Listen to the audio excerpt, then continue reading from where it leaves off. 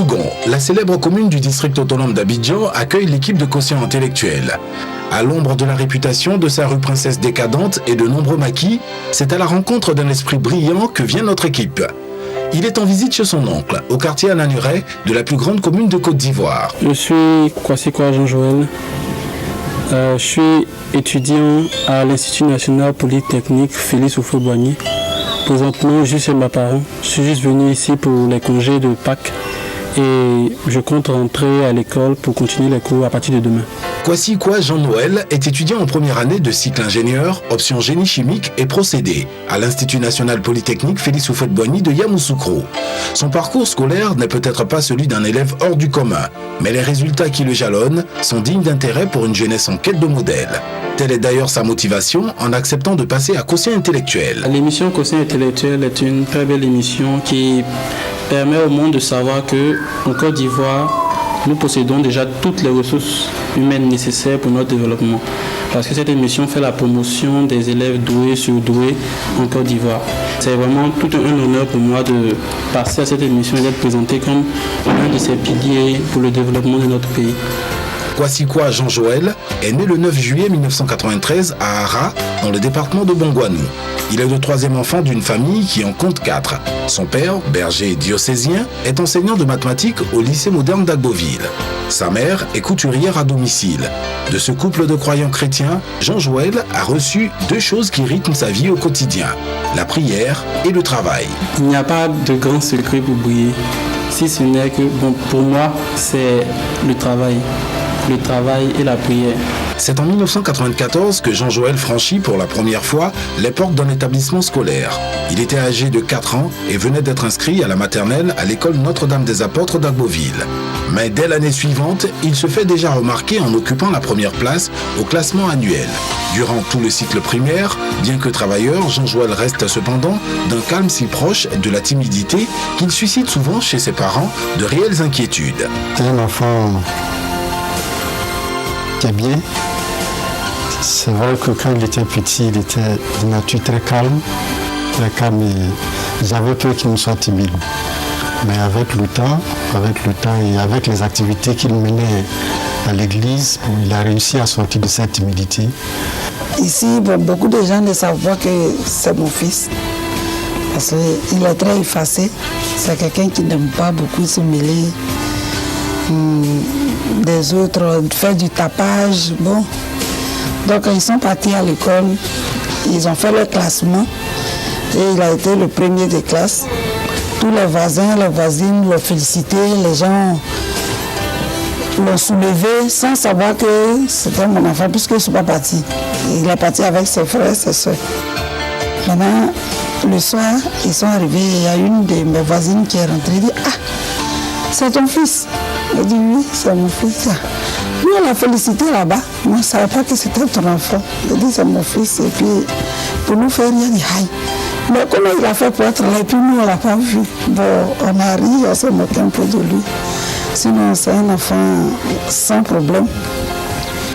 Il n'a pas, on peut dire, il n'a pas trop de complexe aussi. Quand il veut faire quelque chose, qu'il te dit je vais le faire, il le fait. Et il le fait bien. Il a quitté Notre-Dame des Apôtres en 2004 après son admission en classe de 6e. Mais lorsqu'il y revient, il se sent encore envahi par l'émotion. C'est vraiment une grande joie après toutes ces années de venir retrouver son ancienne école, venir voir là où on a commencé à avoir la connaissance. C'est une joie indescriptible. Parce qu'on se dit que c'est grâce à tous ceux qui ont enseigné ici, c'est grâce à ceux qui nous ont donné la connaissance ici que nous sommes là où nous sommes actuellement. Donc c'est vraiment une joie de se retrouver ici quelques années plus tard. Les souvenirs sont nombreux. Je me souviens de lorsque j'étais encore en classe de CE2, où on nous obligeait à venir très tôt pour participer au nettoyage de la cour. Et c'est aujourd'hui une joie de se souvenir que nous étions nombreux ici à venir très tôt nettoyer la cour et après entrer en classe faire nos cours. Bon, je souhaite que l'école continue toujours de fonctionner comme avant parce que ici c'est la rigueur dans le travail et si cette rigueur-là est toujours de mise et continue encore, on pourra toujours former ici de très bons étudiants, de très bons élèves qui plus tard seront encore les piliers de développement de ce pays. Voici quoi Jean-Joël n'a pas été impressionné par le changement de cycle. Son itinéraire au secondaire est encore des plus étincelants. De la 6e à la terminale C, ses résultats annuels sont en effet salués par des félicitations et des tableaux d'honneur, d'autant que personne ne peut lui disputer la première place.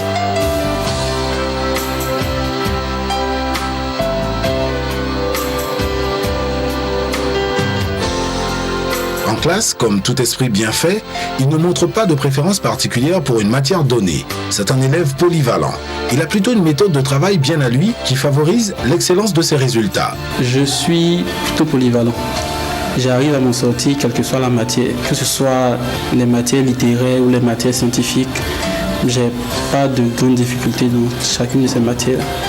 Donc, généralement, à l'école, je suis un emploi du temps que je trace moi-même en fonction des priorités des différentes matières qui sont programmées. Bon, c'est pas toujours évident de suivre l'emploi du temps, mais j'essaie de faire le maximum pour garder un bon rythme. Et c'est avec cet emploi du temps-là, cet emploi du temps-là change en fonction de l'importance des matières et des différents devoirs que les professeurs programment, et l'administration de l'école aussi. Donc c'est principalement par ça que j'arrive à travailler. Mais il y a aussi les séances de travaux qui sont organisées parmi les élèves de ma filière. On se retrouve ensemble pour travailler certaines fois. Donc en plus des séances de travaux et mon emploi du temps de maison, j'arrive à travailler sans problème, sans difficulté. Du primaire au secondaire, le brillant Jean-Joël a su progressivement se débarrasser de sa solitude pour se fondre souvent dans des groupes d'études. Il alterne ainsi emploi du temps personnel et travail de groupe. Et ce que l'on peut dire, c'est que les résultats scolaires n'en ont été que davantage excellents. Ainsi, il a bouclé le cycle secondaire en terminant major de la promotion terminale C du lycée moderne d'Agboville en 2011. Mieux, il s'est adjugé cette même année-là le premier prix du bac dans la région d'Agboville. Des performances qui font penser que tout doit être facile lorsqu'on est un esprit intelligent. Mais Jean-Joël n'est pas totalement de cet avis. C'est un peu difficile de dire que tout est facile parce que quel que soit le domaine de la vie, il faudrait beaucoup plus que seulement l'intelligence pour pouvoir s'adapter. Il y a beaucoup de domaines où, en plus de l'intelligence, il y a le savoir-faire, le savoir-être qui sont vraiment importants pour mieux s'adapter, mieux appréhender ces domaines-là.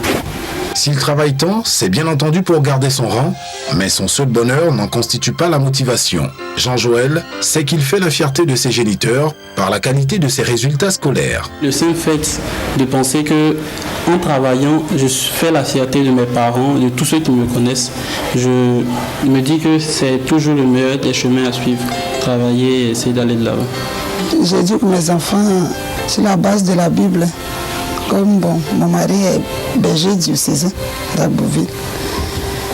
Depuis qu'ils sont petits, on les a toujours enseigné les bonnes manières, comment un chrétien doit vivre, comment il faut se comporter au dehors, comment il faut comprendre les choses de la vie. Donc on les a éduqués sur la base de la Bible. Le secret, c'est qu'on soit soi-même un exemple. Qu'on soit soi-même un exemple et je fais l'effort de faire en sorte que par mon exemple, eux aussi, ils aient vraiment un comportement qui ne puisse pas frustrer l'extérieur. Jean-Joël est constamment au travail et en prière. Mais il reste bien présent dans le monde qui l'entoure et attentif aux évolutions technologiques. Il sait par exemple qu'il existe de nouvelles méthodes de traitement des images grâce aux logiciels de modification et retouche des photos. Concernant les logiciels de modification et de retouche des photos, ce sont des logiciels, comme le nom l'indique, qui permettent de modifier des photos, transformer des photos en d'autres en changeant les arrière-plans, modifiant la luminosité, en ajoutant différents effets. Avec ça, on peut transformer n'importe quelle photo en ce qu'on veut. C'est l'imagination seulement qui parle. Globalement, il est fasciné par l'évolution des nouvelles technologies. Il ne s'en cache d'ailleurs pas. Les nouvelles technologies évoluent très rapidement. On peut considérer cela comme un avantage parce que cette évolution-là permet de mieux s'adapter actuellement à la vie sur Terre. Par exemple, il y a ce train qui a été conçu en Europe qui maintenant ne passe plus sur des rails, mais est comme en lévitation une certaine hauteur par rapport aux rails sur lesquels il se déplace. Donc avec toutes ces nouvelles technologies, il y a la réduction du risque d'accident et ça fait que cette évolution-là est beaucoup bénéfique pour l'humanité. Qui sait, peut-être qu'un jour, Jean-Joël se signalera par une découverte dans ce domaine. Dans tous les cas, il ambitionne, dès la fin de son cycle ingénieur chimique, de se consacrer à l'informatique dont il se passionne déjà. Bon, à part les études, je suis vraiment attiré par l'informatique, tout ce qui est outils informatiques. Parce qu'à travers l'informatique, on peut faire presque tout dans ce monde. Donc c'est vraiment un domaine qui me plaît beaucoup. Et après même mes études, j'aimerais vraiment y consacrer assez de temps pour me spécialiser dans le domaine de l'informatique. Pour garder le cap, Jean-Joël sait qu'il faut réussir un parfait équilibre entre l'esprit et le corps. Ainsi, pour la santé du corps, il pratique la natation qui, selon lui, est un sport complet. Bon, j'ai choisi la natation parce que c'est un sport complet qui permet de développer tout le corps, permet aussi de maintenir la forme. Ne demande pas beaucoup d'efforts comme le football ou pour ceux qui ne sont pas très sportifs ou ceux qui sont malades. C'est un sport vraiment qui permet de se maintenir en forme sans avoir à ressentir pendant longtemps les fatigues des activités sportives.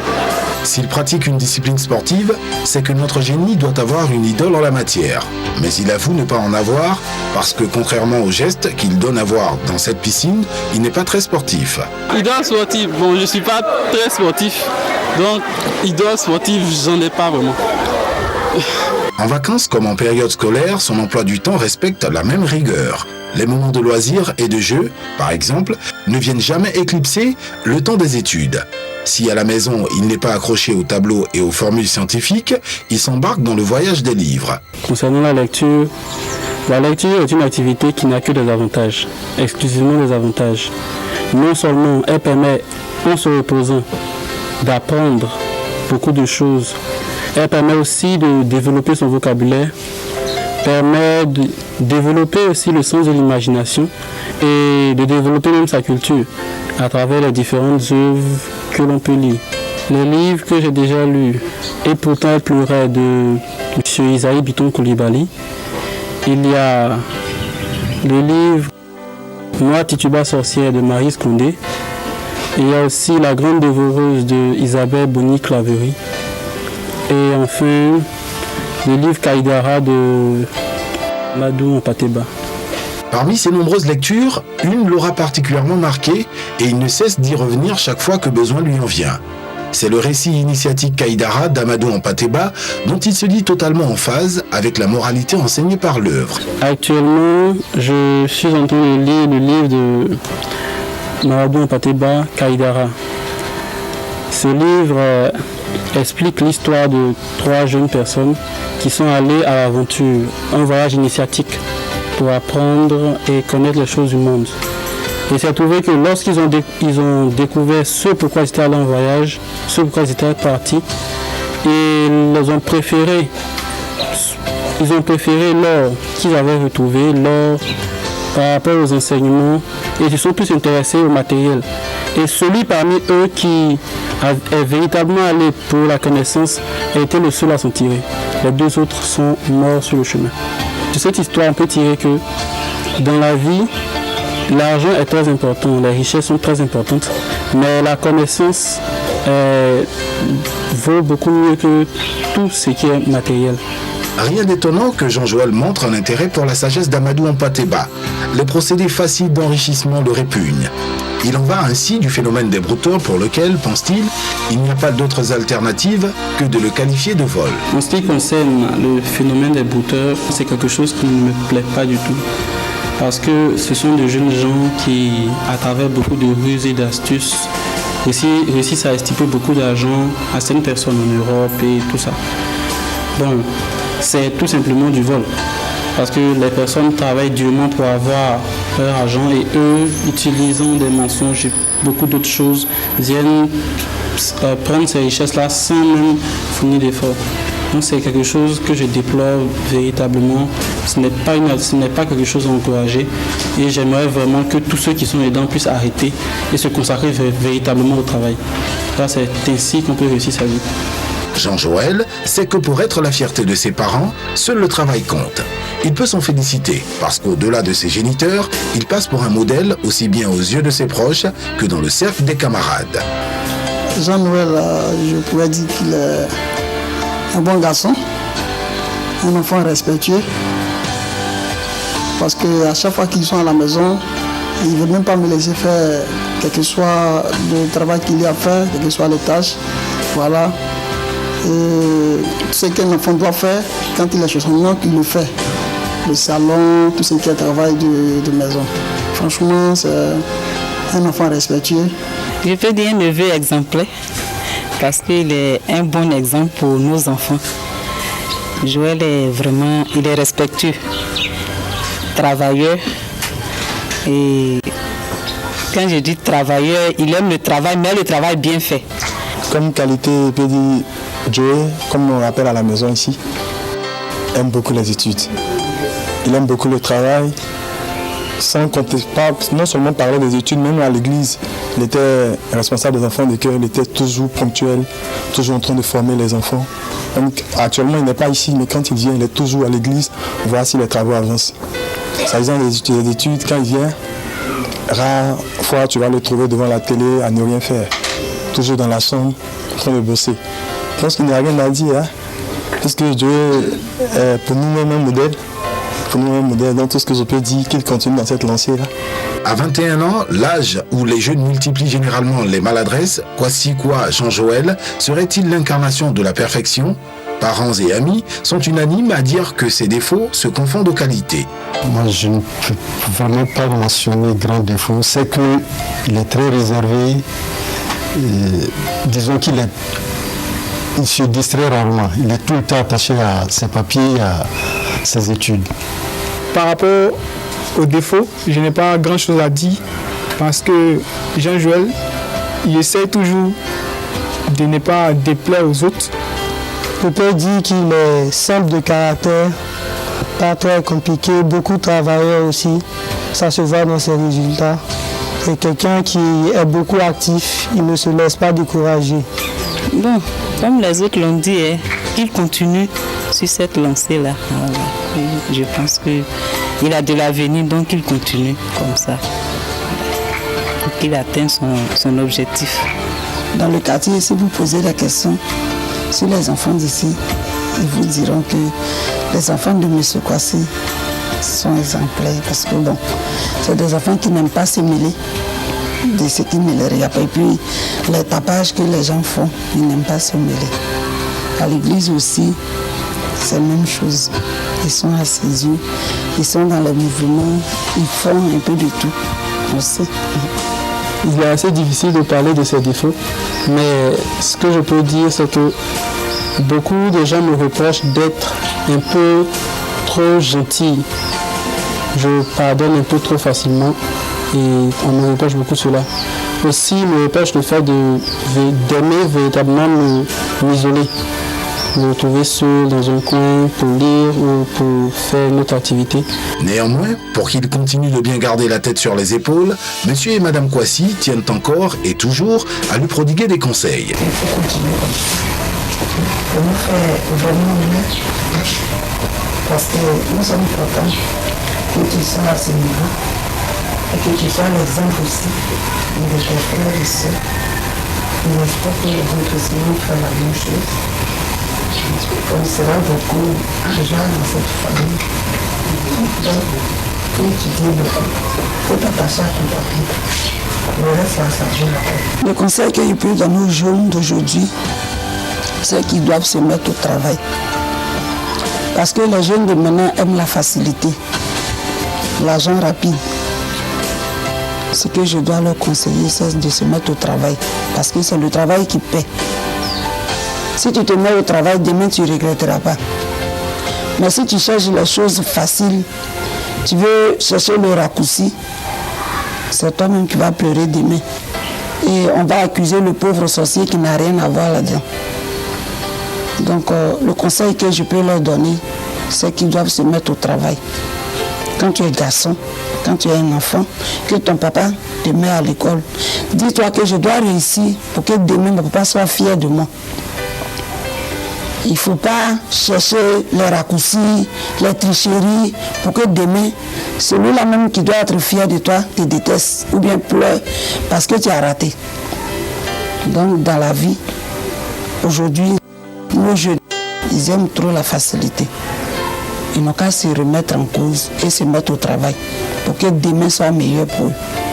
Le mot de fin, c'est d'abord vous remercier, dire merci de reconnaître le mérite de ces jeunes qui, par leur exemple, donnent aussi le courage à certains de faire comme eux. Donc, je vous dis véritablement merci.